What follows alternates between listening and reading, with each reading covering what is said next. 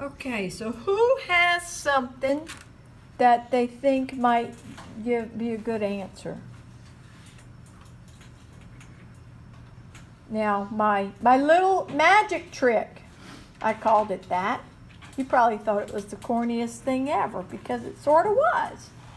Think of a number, any number. You add 8. You got your answer? Subtract 8. You got the same number you started with. That is a characteristic. That's what inverse functions are. So, I can do the same thing right here. Think of a number, any number. You plug it into F. What are you doing?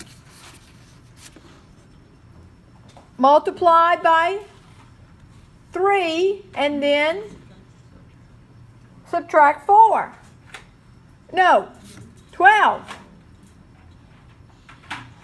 Now, take the answer, plug it into G.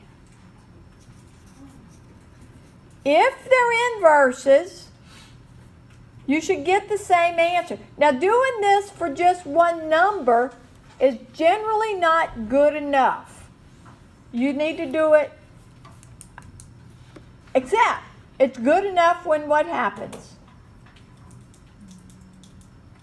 If it falls apart. So, it should be true for every number if they're inverses.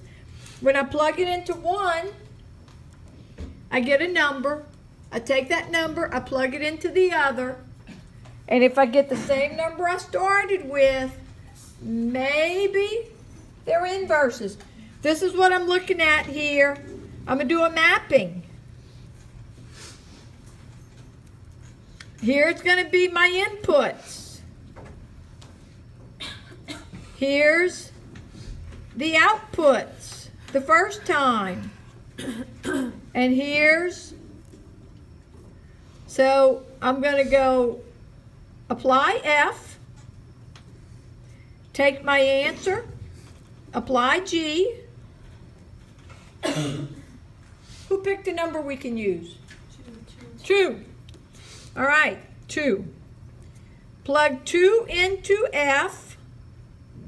What do you get? -6. That's an interesting one. Now plug -6 into G. You're going to get -6.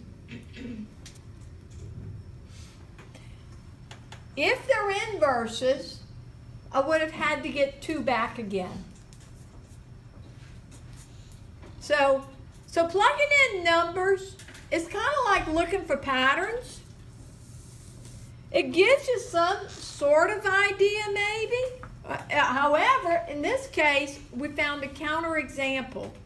If you find one thing that does not work, then I can say, what's the answer? Are they inverses? No. No. F and G are not inverses.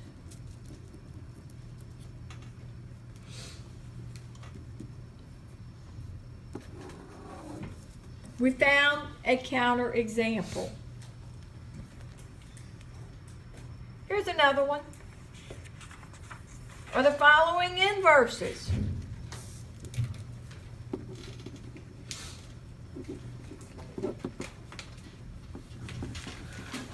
F of x is 4x plus 20.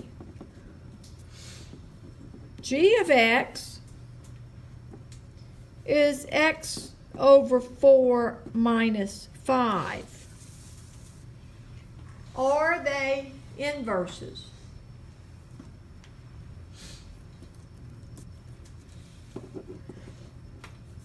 Are F and G inverses?